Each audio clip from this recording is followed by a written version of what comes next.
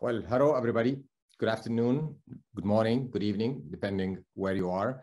I know we're streaming this live on a number of platforms. Distinguished guests, colleagues, friends, ladies and gentlemen, I'm Sherif Kamel. I'm the Dean of the Business School at the American University in Cairo. And it's my sincere pleasure to welcome you to another event of our digital campaign of This Is How I Moved My Business Forward. The title of today's event is How Corporates Thrive by Being Responsive to Their Community. But first, let me tell you more about the campaign and its objective, which directly relates to one of the primary focus areas of the school, and that is responsible business. Years ago, we decided to focus on three main themes: responsible business, entrepreneurship, and inclusive development. Amongst the three, most of our programs, whether degree programs, executive education, diplomas, certificates, research endeavors, community development, focus on those themes. And it's part of the strategic direction of the school moving forward. The objective of the campaign is to support and endorse a positive narrative, a buzz about corporate responsibility, highlighting successful examples of how responsible business can be embedded in both the strategic vision, the objectives, as well as the day-to-day operation of any corporation. Another important message that the campaign promotes is that responsible business is not just a PR thing or a marketing tool, and it is not only for multinationals or international organizations, but it's something that brings value and can benefit local companies as well, regardless of their industry and regardless of their size, let it be medium or small. I want to seize this opportunity to acknowledge our partners in the campaign, including the Commercial International Bank, the Coca-Cola Company, and also our most recent partners, L'Oréal, Vodafone Egypt, and Hassan Allam Holding. Today's event could not have come at a better time, with all the developments and challenges taking place around the world. The importance, to say the least, of the issue of sustainability and addressing it across all levels in the build-up to the challenges we're all facing as a global society when it comes to climate change. The role of governments, surely the private sector, which is our focus today, and definitely academia, is imperative to how we move forward addressing the issues related to the planet at large and where we want and how we want to live in the future. Just 2 days ago, Secretary John Kerry, President Biden's special envoy on climate, was at the university addressing the topic of climate change as part of the collective efforts in the build-up of COP27, which will be hosted by Egypt in Sharm el-Sheikh during the period 7 to 18 November 2022. This effort comes as a follow-up to the resolutions, the commitments, the discussions, the projects that were put together during COP26 in Glasgow. There are a number of activities and projects planned, but the commitment of the private sector, what are the targets, where are we today, where are we heading, how can we move forward in the build-up to having a better planet that we all live in the future.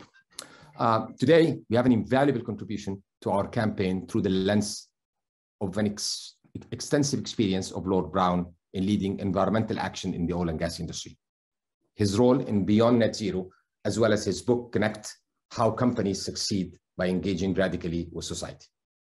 Now allow me to introduce our guest speaker and the moderator. It is my sincere pleasure to welcome our guest speaker for today's event, the Right Honorable Lord John Browne. Lord Browne is chairman of BeyondNetZero, a climate growth equity venture established in partnership with General Electric. He served as Group Chief Executive of BP from 1995 to 2007, having joined the company in 1966 as university apprentice.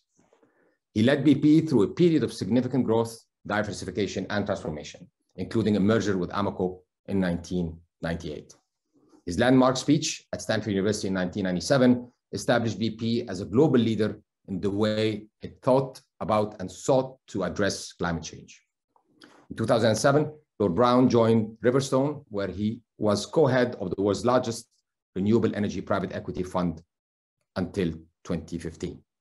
Lord Browne is an independent co-chairman of the Prime Minister's Council on Science and Technology, Chairman of Her Majesty's Queen Elizabeth Prize for Engineering, Chairman of the Francis Crick Institute, Chairman of the Courtauld Institute of Art, and past President of the Royal Academy of Engineering. Welcome, Lord Browne. It is also my sincere pleasure to introduce our moderator for today, Dalia Wahba. Dalia is an entrepreneur. She's the co-founder and chairperson of CID Consulting, a management and development consulting firm working in Egypt, with also projects across the MENA region, North America, and Europe. CID Consulting is an award-winning firm that designs and implements national projects in the areas of economic and human development, including sustainability and inclusive growth. Dalia helps formulate and inform marketing and communication strategies for government entities, international organizations, multinationals, and enterprises in Egypt. She currently serves as the co-chair of the Dean Strategic Advisory Board of AUC School of Business. She also sits on the Advisory Council of the Egypt's program of the Middle East Institute in DC. Previously, she served as the Executive Vice President of the American Chamber of Commerce in Egypt. Dalia holds a master's degree in consulting and coaching for change from HEC in Paris and the CID Business School at Oxford University. She is a certified management consultant of the Institute of Management Consultancy in the UK. She also has a postgraduate degree in integrated marketing communications and holds a Bachelor's of Arts from the American University in Cairo. I look forward to an insightful, informative conversation and speech by Lord Browne. Dalia, the floor is all yours. Thank you, Sherif, for your kind introduction. It's a pleasure to be serving on the advisory board of the School of Business at the American University in Cairo. It's a pleasure to have you with us today, Lord Browne. It's a real honor to be moderating this session. Just before starting the session, quickly, I would like to introduce the campaign and a short video on the campaign about how I moved my business forward. That's initiated by the School of Business. As this is an important topic, to call on all the companies in Egypt to showcase their responsibilities and how they help to advance and take actions related to environment or to society or to the communities they are relevant and they're working within. So it's very important to note as well, there's a little literature that has been captured to date on this topic in Egypt, unfortunately. So this campaign helps us to crowdsource such initiatives and help us to get insights about the good business that's being around us in Egypt and to showcase the actions that are on the ground for such important sustainability initiatives. It's important to note that there will be a celebration for the winner like at the closing ceremony, and it will be, the winner will be the winning companies will be exposed at the Business Forward, one of the key digital platforms for the School of Business of the AUC. So maybe let's share with you just a short video on this campaign to help you understand more about it as it's closing soon.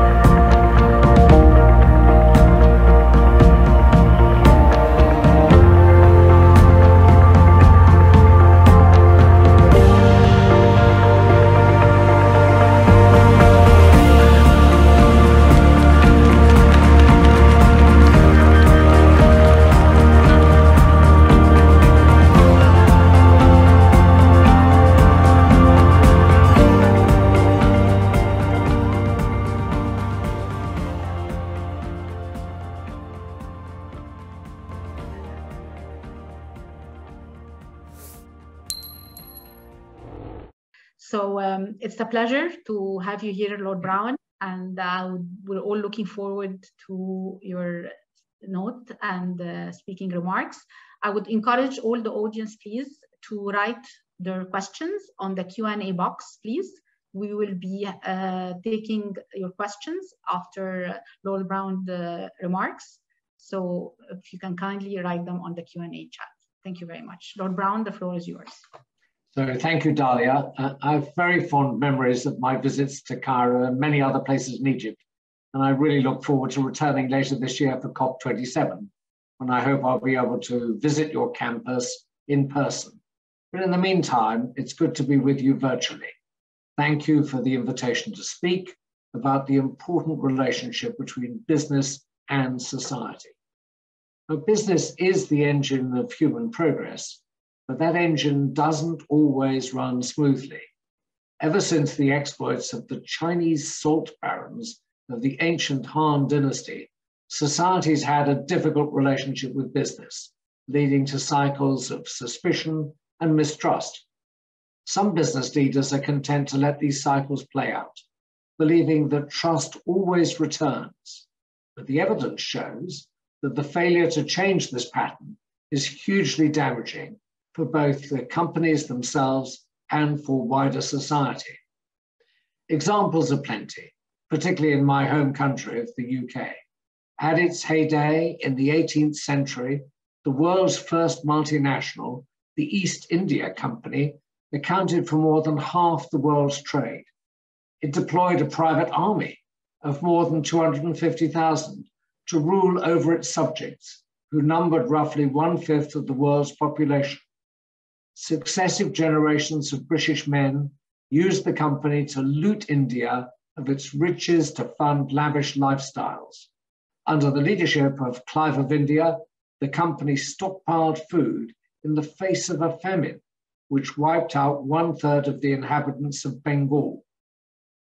This business model of brazen exploitation worked well for over 250 years, but in the end, its irresponsible behavior was the cause of its own downfall. The legacy of that period and the ill will it created still shapes geopolitical and societal relationships even today. Trust between business and society matters for a number of reasons. First, it bolsters relationships when the inevitable happens, failure.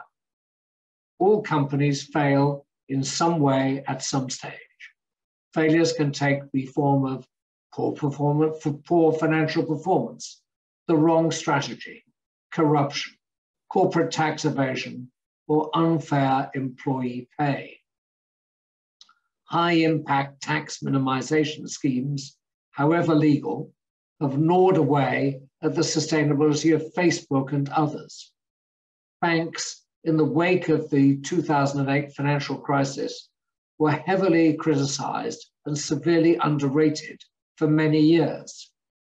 A reservoir of goodwill built up in advance has the potential to sustain a company when things go wrong. The reservoir is drawn down, but it must be replenished. Second, trust pays. In 2015, I authored the book called Connect. Research for the book showed that approximately 30% of corporate earnings could be at stake if trust breaks down with stakeholders. And actually, to illustrate the point perfectly, 2 weeks after the book's publication, the Volkswagen diesel emissions scandal broke, and the company's share price dropped by about 30%.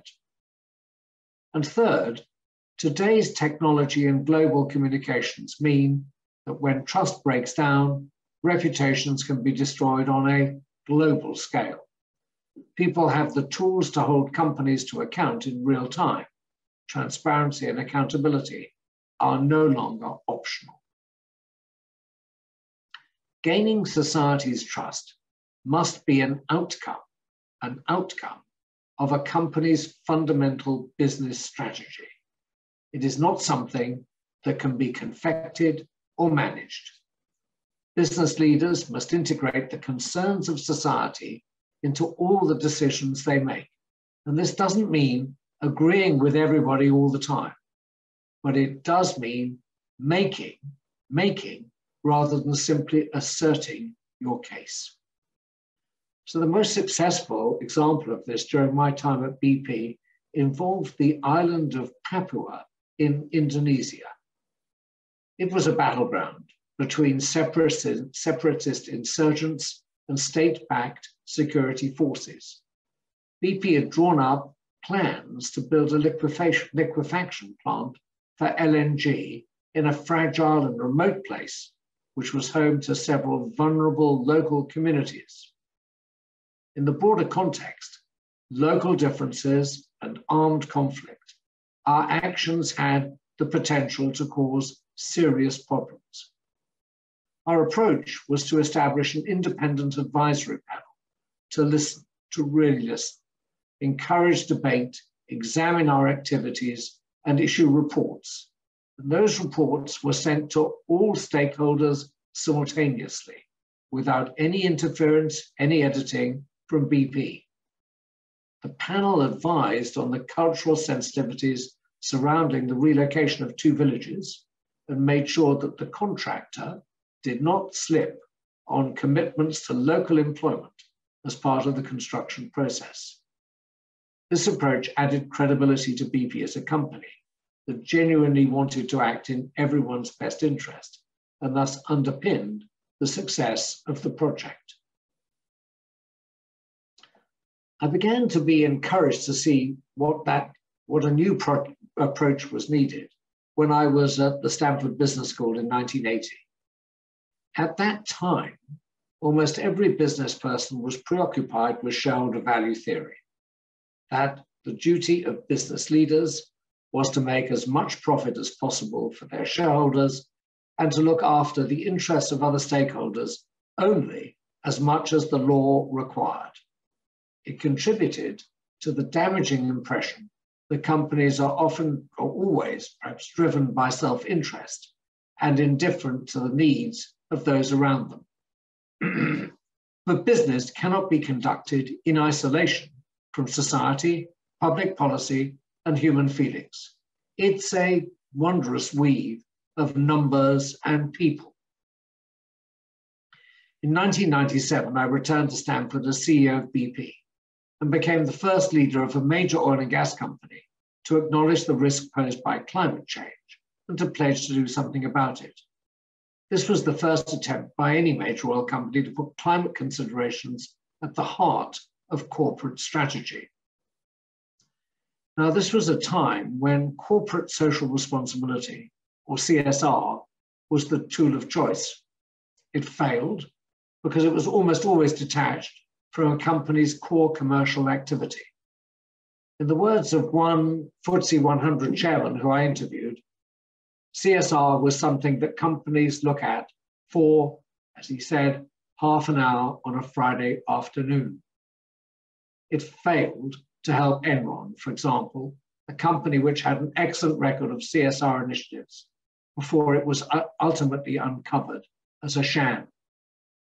Ultimately, CSR's greatest problem was that it failed to ensure that companies operated in a trustworthy manner.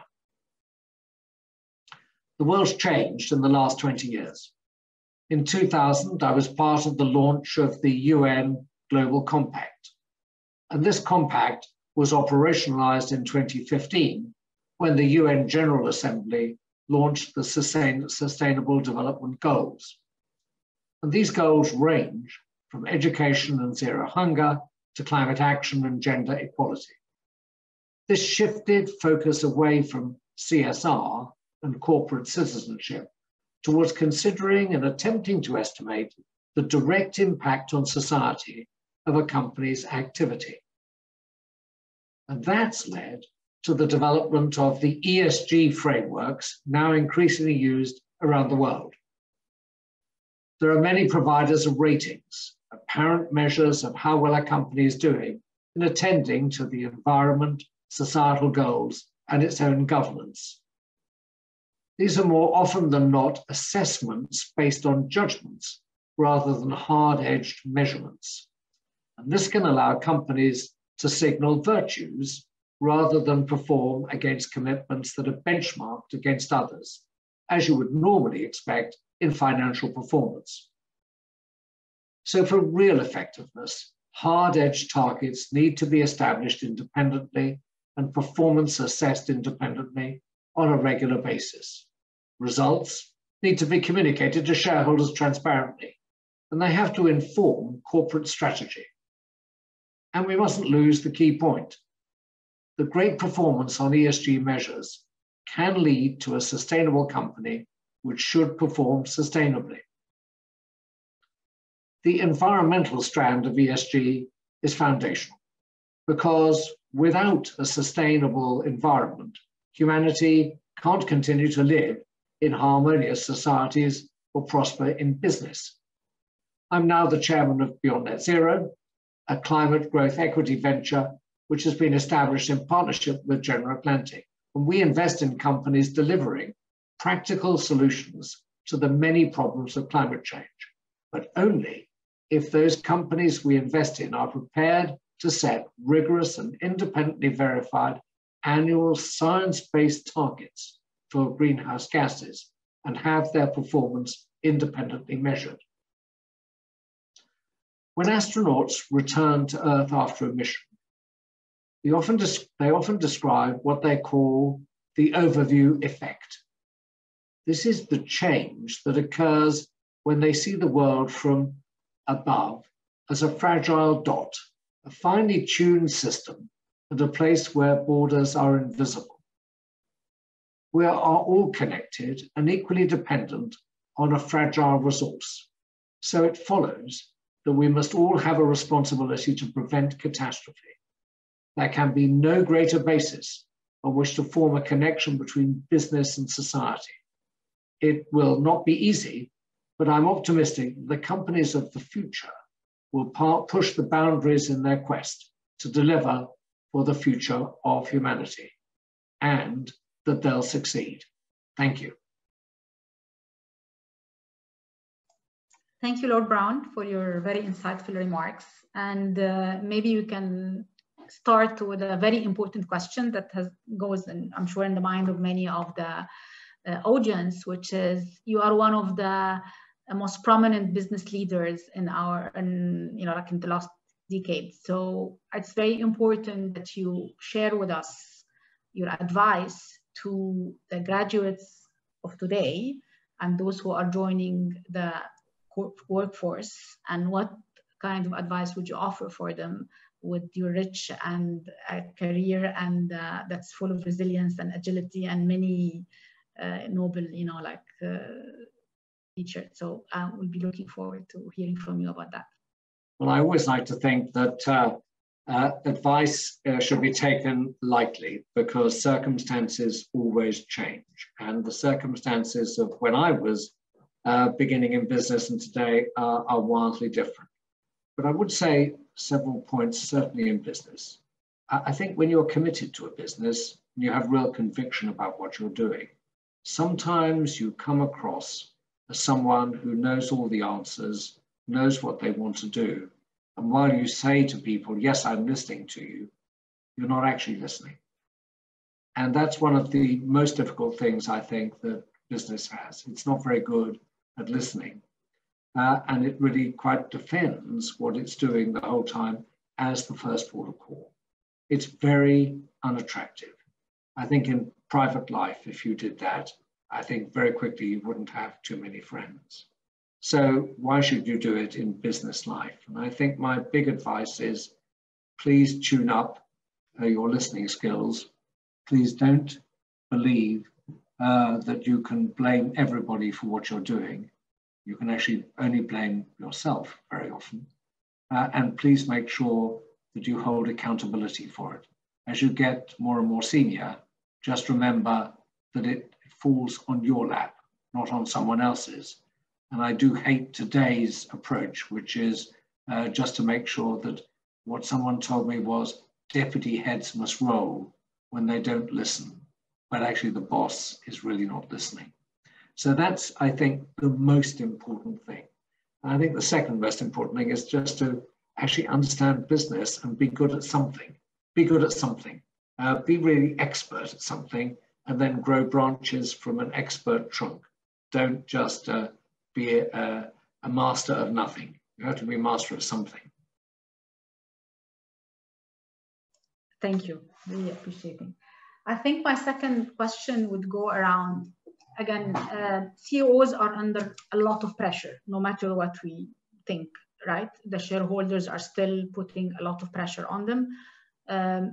You always mention that like business is the engine of growth for societies, and this is something that's that you always promote, and how at the same time the bad behavior of business creates problems and creates a lot of tension in societies, and to adopt, and they don't follow regulations a lot of times, and this is a problem.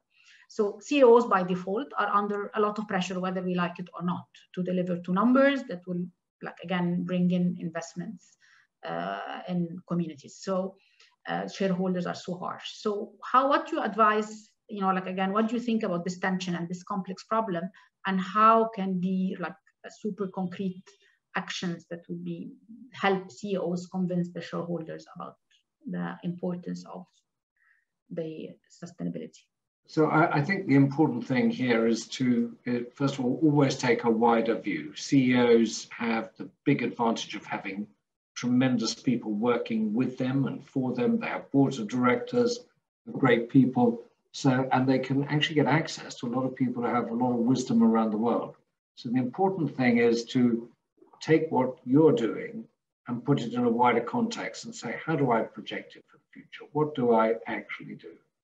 Don't necessarily agree with everybody, you can't. And you have to understand that there are really tough trade-offs everywhere. This is not easy, and that's why CEOs get paid a bit more than anybody else and all this sort of thing. It's they actually have to make these trade-offs between the long term and the short term, between a dollar back into R&D or a dollar into dividend. These are tough trade-offs. But I think the way to think about them is to step out of the company and say, how do I actually make my case to my shareholders? What do I actually do? So you have to make a case for performance, you have to make a case for growth, and you have to make a case for investment in growth. And I think you have to continue to do that. The moment you can't do that, for example, if you have a decade of bad performance, will people actually believe that you'll grow? The answer is no, they won't. So you've got to have good performance, you've got to have good growth, and you've got to have a good coherent way of putting it. Then I think you can avoid some of the trade-offs.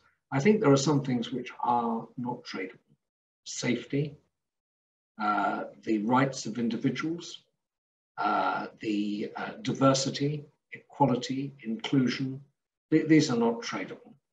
They are not tradable, and they're givens in the value system of many great companies. And if something goes wrong in that area, you've got to immediately say something's gone wrong, and I'm accountable for it. But you're not actually trading them off. You're not trading profit off against the equality, the treatment of your team. You're just not doing that, and you must never do that.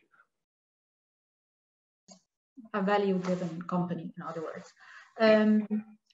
So you're an expert in the energy sector and with background in the oil and gas and among other industries. And the oil and gas industry is under a lot of pressure now, right? For the climate change, the clock is ticking, and there's an urgent need to take actions. Yet the energy mix needs to be balanced, and there are many ways to again manage this.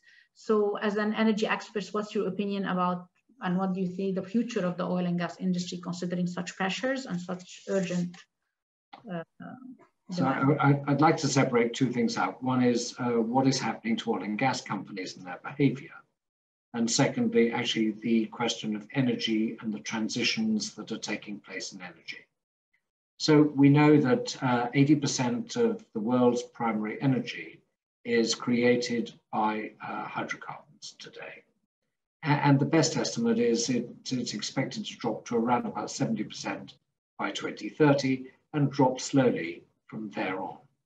But 70% is not zero. It's quite a long transition. And there are some things which need hydrocarbons for a very long time. For example, while we could replace gasoline and diesel with electricity in electric vehicles, the question is, how do we generate the electricity at the time we need it and the amount we need it? Some of that can be generated by renewable energy. There's no doubt about that. That generates about 5% of the world's energy at the moment and growing, but it's not a lot. And it's intermittent. You know, we could store some of the energy, but we can't store a lot of energy. Would you cover the whole of Egypt with batteries? It's not possible. So you need baseload power, and probably given what we now know today, that's going to be natural gas, a lot of natural gas, liquefied natural gas, pipeline gas, and nuclear energy. And there'll be a mix of the two. So I think my comment on this is it takes time to transition. It would be nice if we could transition to all clean energy. But we can make hydrocarbons clean if we really crack this question of how to capture carbon dioxide and store it. Don't let it go up into the air. And secondly, avoid all methane being leaked out of systems to do with gas. Methane is 80 times worse than carbon dioxide per unit as a climate change gas, greenhouse gas. So that's one thing. And I know it's always a very difficult message. I was at COP26 and I could see many, many young people saying, actually correctly, we're frustrated with this, just get rid of fossil fuels. And it's an ideal situation, but it can't be done. Why are they there? Well, I think for many, many years, the oil and gas industry has been rather arrogant. It's said, you know, we're here, we do things, we generate money for governments, and they may or may not use them for their populations. I hope they do. We provide something that you need to drive a car. You've got to have us. And so, you know, we're not touchable. You know, we just carry on. And, you know, P.S., we think there's plenty of time to handle climate change. I never agreed with that. I started in '97 saying the times now we're accountable. But the oil industry, you're always tested by your, as it were, your weakest members. And the reputation was poor. So people are saying, okay, well, in that case, we need to push you. You're in a business that we don't like. We'd like you to pay lots of dividends. We don't want you to reinvest in the business. And that's what's happening at the moment. Not reinvesting in the business means that it will shrink, and it may shrink too quickly. And I think that's what we're seeing at the moment with the price of oil. Of course, there's geopolitical tensions on top, but since the amount of investment which went into oil and gas development dropped by around half, 5 years to 5 years, the last 5 years to the previous 5 years, it shows that, you know, supplies are going to be tight for a long time. So we have to transition carefully. We have to take emotion out of this, transition carefully, and then we'll get there to net zero. Yes, thank you. Which brings me to the question of green financing and how this is a challenging issue, considering, you know, like Egypt, for example, is one of the best spots in the world for solar, for wind, for many things. Right now, we're looking at hydrogen, and like Egypt is really one of the best destinations.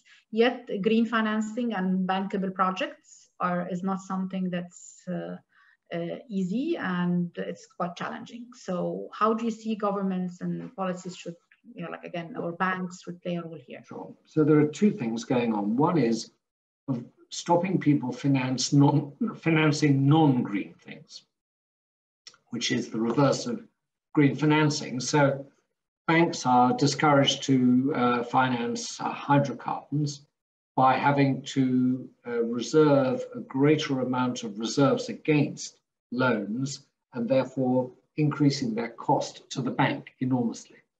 So increasingly, there's a shrinking pool of finance available for the growth of oil and gas, mostly outside the state sector. The state sector is very different. It can finance itself from the Treasury.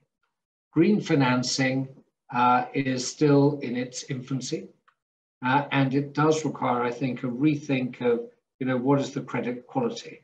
So I, for example, have recently been involved in an investment in sub-Saharan Africa, which doesn't require green financing, but we know we can finance it because the payment system provides for very sure payments. So the credit is high. And I think that is the issue with a lot of this, is if it relies upon multiple customers paying, can you be sure that actually it ends up as sufficient to debt service and eventually pay, even though the interest rate may be very low? So, and I think there are ways of doing that, but it requires projects to be structured in the right way. I do think that, the population, people pay for energy. They want energy. And if it's convenient and better, then they'll do more. Solar panels with a small battery in a little box for each house and paid for through, let's say, a system with a mobile phone, so that you have to pay, otherwise you don't get it, is a way of actually creating a very interesting possibility for financing. So there are plenty of things to do here, plenty of things. I do think that some of the things need to be debated hard, whether a hydro scheme is actually green if it upsets biodiversity. So that's sort of one, there are lots of questions like that. But again, I think if the case can be made, then the financing is there. Not enough of it yet, and it's early days, early days. Yes, and do you see a role for small companies or startup, or to resolve the problem of the environmental issues? And because again, the burden is on multinational. Absolutely. No, I mean, innovation is everywhere, and actually mostly in SMEs and startups.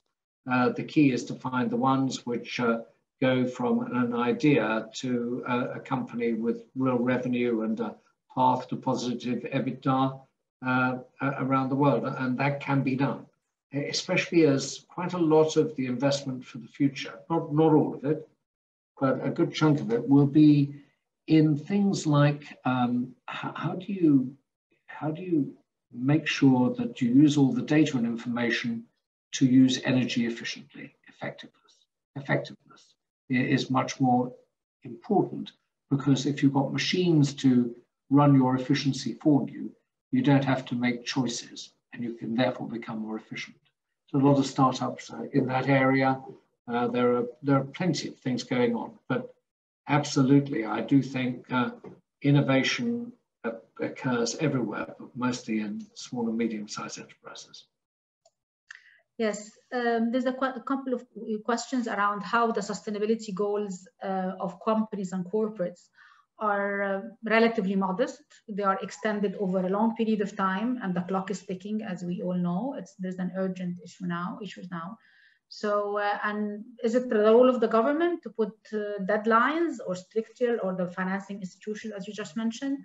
Or how can we unlock that? Because this is key, and how can we help push this with a faster pace? Well, I think there needs to be some effective regulatory push, to require people to set targets and hit them on a very short-term basis, year by year, as opposed to in 30 years' time. That's too long. And I think you will change, in an average company in 30 years, you might have 6 CEOs, and in an average population, with a 4-year, 5-year term of prime ministers, you might have, 6 or 7 prime ministers. So, people are not around to be accountable for the long-term targets they set. So I think they need to be shorter term, so that people actually think very responsibly about what they are setting as targets and stand to account for them. So I think that is important. I think governments are beginning to set, let me back up. I think the role of government in this area is to set frameworks. It's not to actually deliver things. That's what business, private sector, private enterprise, even state enterprise delivers. But what it should do is to set a framework. And part of that is incentives. So I've always believed that setting a price on carbon is very important indeed, either price or taxes, so that the cost of pumping carbon into the atmosphere goes back to the person who pumps the carbon into the atmosphere. And society wins that way, because what it does is to stop people pumping carbon into the atmosphere. So I think regulation is very important, is essential. And the second thing I think is that we need to make sure that when deadlines are set, they're actually practical, because there's nothing worse than setting a deadline that can't be achieved. So a lot of people are saying, let's phase out cars or gasoline or diesel cars and have electric cars. It's a great idea, so long as one, the cars are there, two, the charging system is there.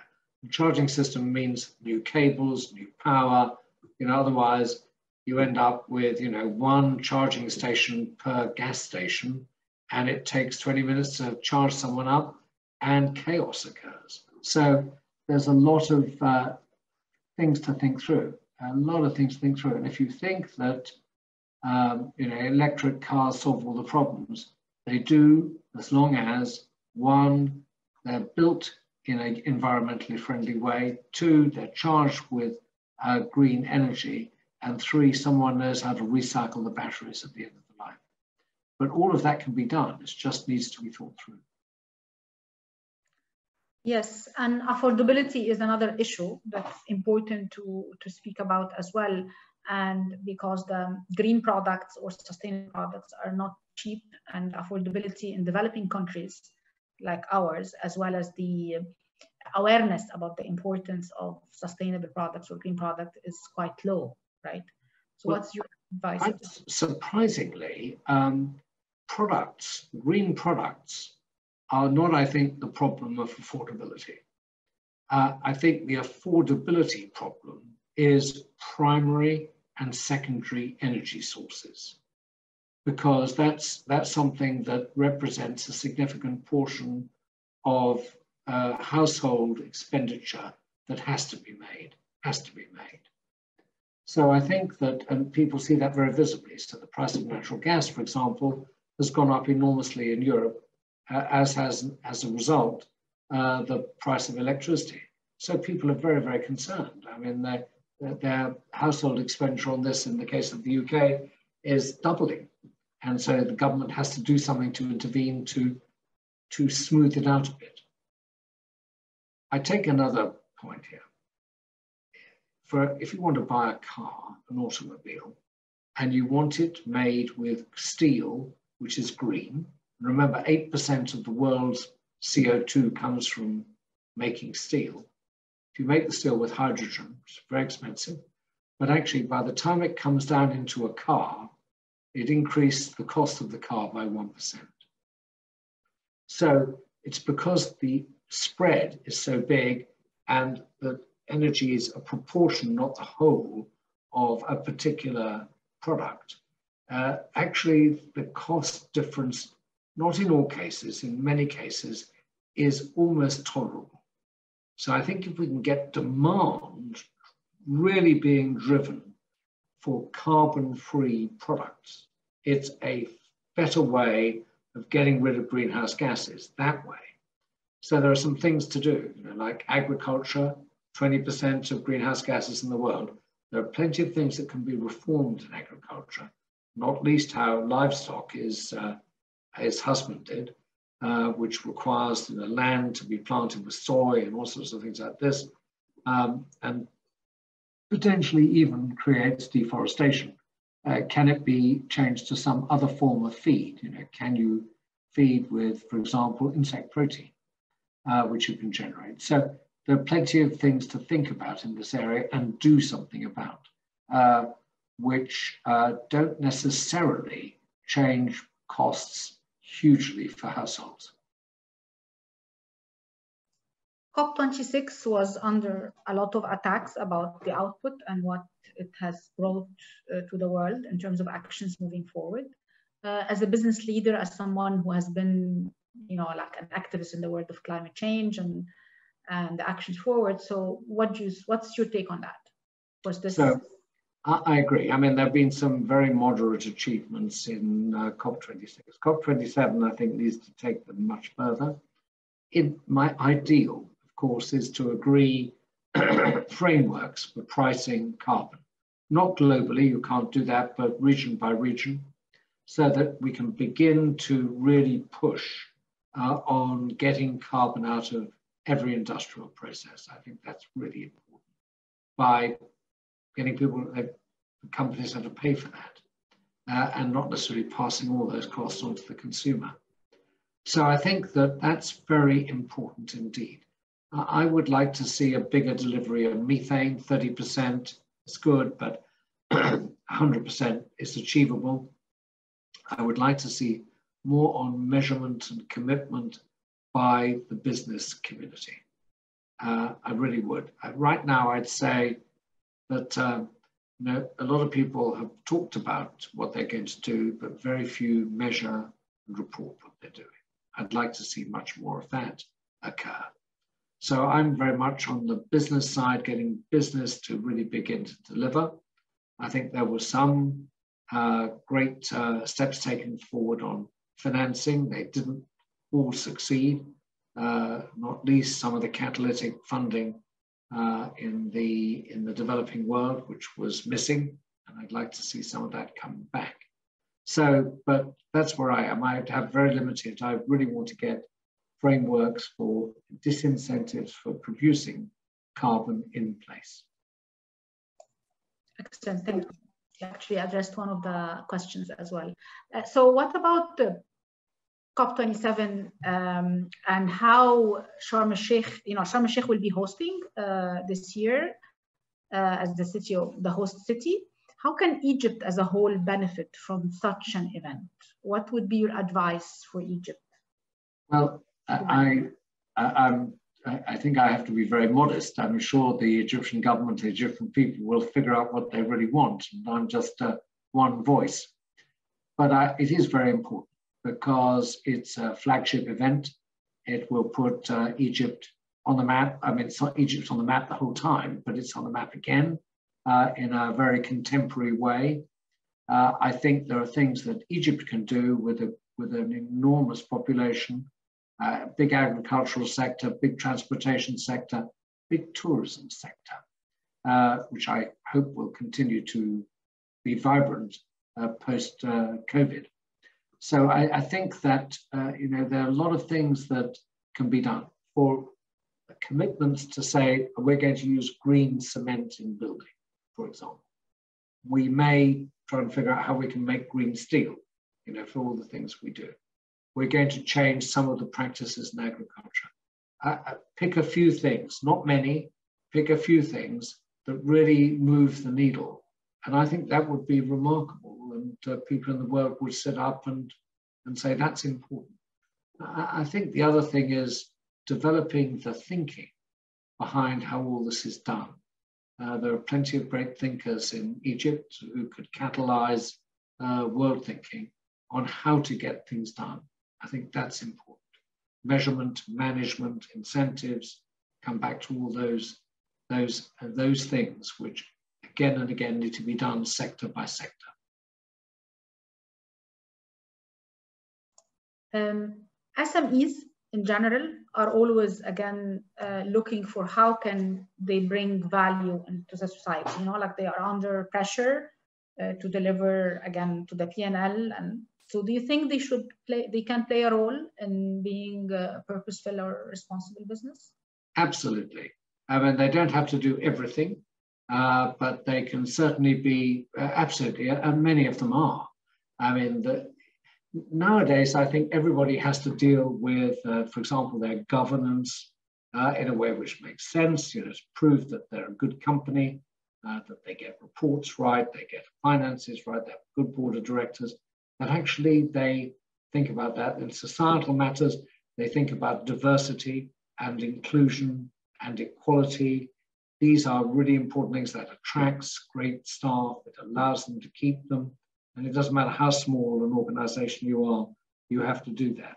And on environment, maybe you can't move the needle, not like a great big company, but you can do some things. Like, for example, recycle your waste. Think about that. Use less resources. Use less water, if you have a process with water. Use less electricity. Think about intelligent ways of reducing our cost base and increasing your profit margin by doing the right thing. So I think there are plenty of things that people can do. They just need to express it in the right way. Because I'm sure any SME would say, I need great people, I need a reduced cost base. And actually by great people means I've got a great societal approach, and cost base means I'm actually conserving resources, which is great for the environment. Yes, thank you. So we have Egypt hosts a number of multinational companies that are operating in Egypt, and BP is one of them, among others. Do you think the sustainability targets and the environment and social responsibility strategy of any multinational company should be driven by headquarters or should be developed according to the local context? I have a very, perhaps slightly biased view of this. I firmly believe in decentralized decision-making and policy. I really do. How you can possibly think about what is right, sitting in Riyadh and controlling a company, let's say, in Egypt, or sitting in Paris and controlling a company, let's say, in, I don't know, in Ho Chi Minh City. How can you possibly do that? Your role is to attract and retain the very best leadership you can get in the country and the very best staff you can get in the country. And you really need to set up everything to do that, and then let them do what they need, what they must do to be the best in the country. And I use the word best, best, best the whole time, because that's what you've got to do. I would like to invite Dr. Abir from the business school to unmute herself and present her question too. Good evening, everyone. Now, companies are eager to be socially responsible when consumers are aware about the importance of a clean environment. Now, in most developing countries, this is not the case. Consumers are not very much aware of the environment. So what do you think would be a source of pressure? From where should it come, other than consumers, to put pressure on companies to be socially responsible when it comes to the environment? So there are three real forces which apply everywhere. One is the government, having a body of law and regulation that they're prepared to actually apply. Secondly is investors, who tend to be global anyway, or they certainly see the world and they say, we'd actually want a better company. And if we're sustainable, it can probably work better, be more profitable, which is the second, I think. And the third is, as you say, the consumers who eventually get it. And they'd say, well, actually, we would like something which is a bit better and a bit more sustainable. So, and the fourth, actually, I think there is a fourth constituency, and that is inside a company, I think the staff like to be proud about what the company is doing. And if they're listened to, they get change made. They really do. I think, again, in today's terms, getting great people working in a company, you need to have a company that is right internally. Professor Blair, I would invite you to unmute yourself as well and present your question. Lord Browne, thank you very much for your comments today. I'd like to ask you, my background's in the city, but I'm a very proud professor at AUC. And my concern looking at sustainability is that many companies are sort of dragging their feet in terms of action. And my concern is that governments may have to intervene to impose regulations and give time limits for change. Do you think that's likely or not? Thanks.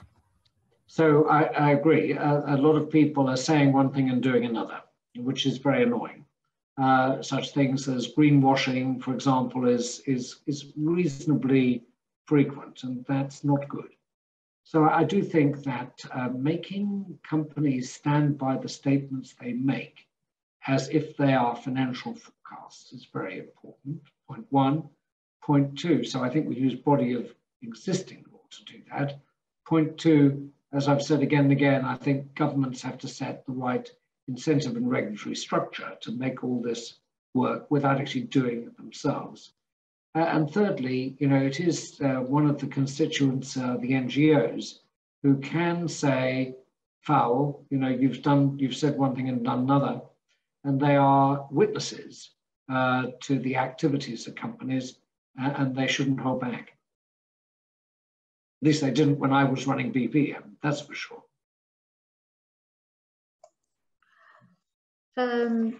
One last question, a couple of last questions actually.